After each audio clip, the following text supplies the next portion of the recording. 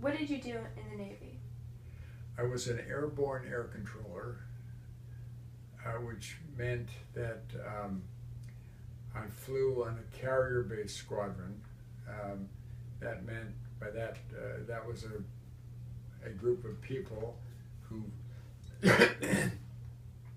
who were made up of pilots who flew the planes and airborne air controllers that did the mission. And the mission was really to protect the fleet from attacks from jet planes, or now would be missiles, through radar detection. Also looking for submarines that wanted to attack the fleet too. And what year was this? That was 1955 to 59. Okay. What is your best and worst memory of the Navy? There were so many good memories. That's really hard. It was just a really good time. I remember one time after I got out of the Navy, I was in the reserve, and I was a high school teacher. And every month I went for 2 days, and so I don't know, it was called active reserve. And I'd not gotten a haircut, and in those days my hair was much too long. And an officer came over and just chewed me out for that. That was embarrassing, but that was there were moments where I thought I was going to die, but they weren't bad moments because they ended up the right way. When and how did you meet Coco? Coco graduated from college, and she went to Russia on one of the early exchange programs. And she had decided when she was very young, when she was 12, that she wanted to move from the farm to New York. And this was a plan that when she was very active in her mind, and was helped by this fact that she was invited to be one of the very first exchange programs in Russia, to Russia. She came to New York from Seattle to train, and she took a day off and interviewed for a teaching job. Anyway, she got the job. She went to Russia, came back, didn't go home, and she started teaching in a famous town called Nyack. And because she had such interesting experiences when she was in Russia, and that was a new thing, she was invited to give a lecture. Meanwhile, I'm now 30 years old, getting really tired of dating. All my friends it was kind of like Justin. They all wanted to try to help me get married. And my landlady, who was a fellow teacher, went to Marilyn's lecture. She came home from the lecture, and at 9:45, this Monday or Tuesday night, she knocked on my door, and I said, open the door, and I said, I had a little part of their house, a couple of rooms, and I said, Lori, what's the matter? I had been correcting papers, and she said, Kevin, we found her. And I said, oh, sure, I've been through this before, and anyway, I did find her. What was your first impression of Coco? What a knockout. And my worry was that she wasn't a Catholic. She was a sorority girl. I dated mostly Catholic girls, and that was not part of their culture. And she was a very different kind of person, which I found scary and interesting. Nice. What moment did you know that you were in love with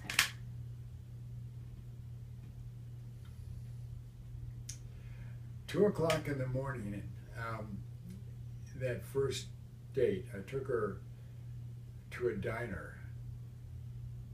You know, classic guy that I am. And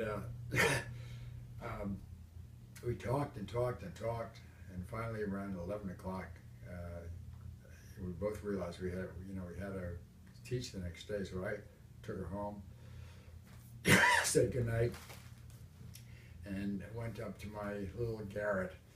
And at 2 o'clock in the morning, I just couldn't sleep. I was thinking, well, okay, I'll call her tomorrow night and we'll go out, and then it'll be 3 months, and then we'll go out and we'll get married, and then we'll have 4 kids, and we'll live here, and so. And all of a sudden, at 2 o'clock, I said, "Uh-oh, you're being a real jerk.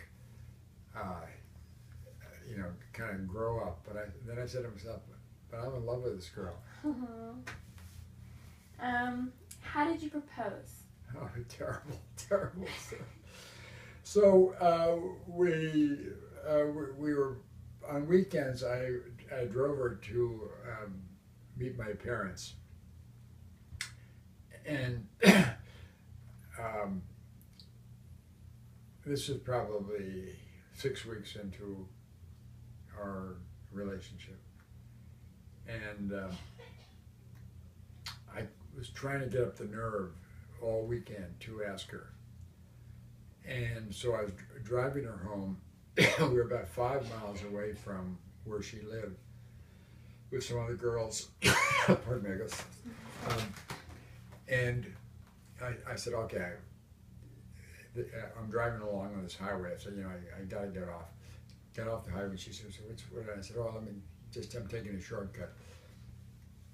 And I went on this road I didn't know anything about, and then finally I turned into a driveway, and I stopped my little VW bug, and I turned to her, and I said, "Marilyn, I'd like to," and all of a sudden, the light in the house goes on, and the door opens, and this dog comes racing towards us, and I think I kind of stumbled out there, but I probably proposed to her a couple of times. It was also there's a park in my hometown overlooking the water, and I think I proposed there too, but I'm not fully sure. She'll probably know better. Okay. What's the hardest part about raising kids? Letting them go. On the other hand, you know, I say that because all 3 of our children have been pure joy. Just there's never been a serious issue. Okay. Well, my next question was, what's your worst and best memory of each child? That year that I was at Harvard,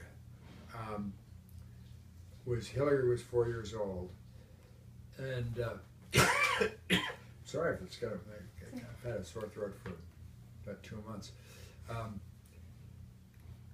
She went to kind of a day school, and I bought a bike that was never quite functioned well, but she had a little seat in the back, and we used to sing that song, Rosebuds, dun, dun, dun. Oh goodness, it was from the movie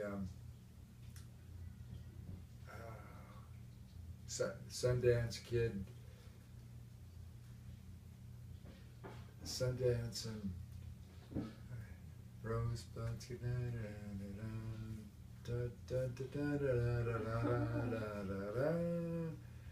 Something.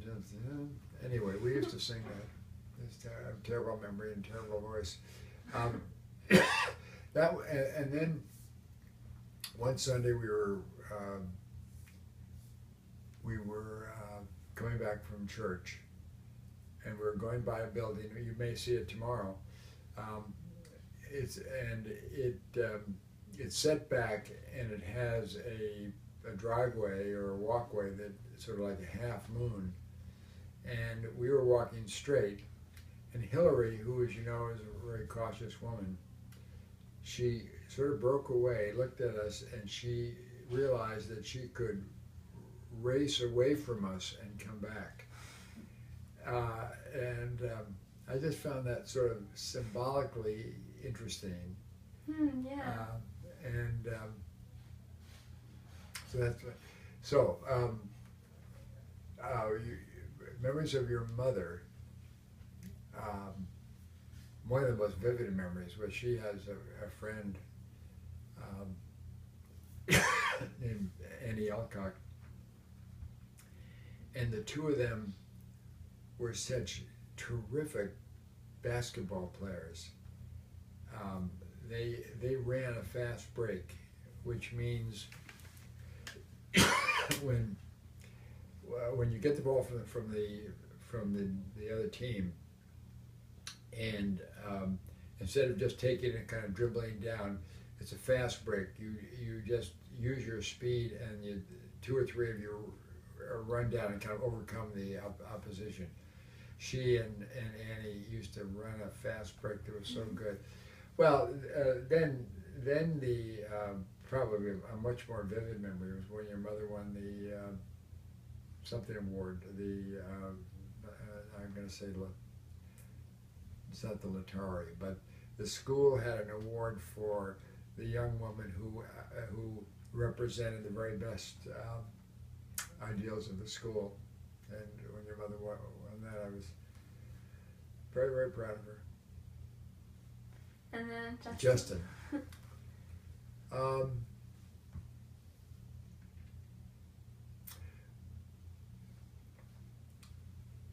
Well, I'm pausing that because there are so many. A couple of times when we found him when he was lost, when he was a baby, and he run away in the fields in Arnolda here, and all of a sudden we thought somebody had taken him. The memories of getting him back. When he was, two memories. Once when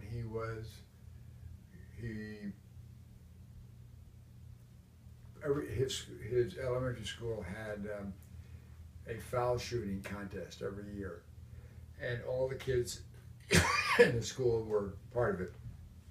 And Justin, who was at that point was a very good basketball player, he was in the finals with another boy, and it was at a point where they each took 10 shots, and they both got 7, and then it was sort of a tie, and then they each got 1 shot, and it would turn out that they both make it, and then they both lose, and they both try it again, and this went on and on for a long time, and the place was going crazy, and Justin lost, and he was so gracious in defeat. I was just enormously impressed by that. The other was when he was a senior. He had a tough high school. He went to a very prestigious, competitive boys' school, not a Catholic school, which was a mistake that we made. But he certainly committed Catholically. But he never got what he wanted. Every course that he wanted, he wasn't selected for. Every team that he wanted to be on, he was cut. And he tried out for this play, and he won a lead role, and he was just devastating in it. He was just terrific. We were all, the whole family that went was just blown away. We didn't know who this boy was. So those are the memories. Okay. Your favorite decade of your life? That's really tough. Oh, I enjoyed my retirement.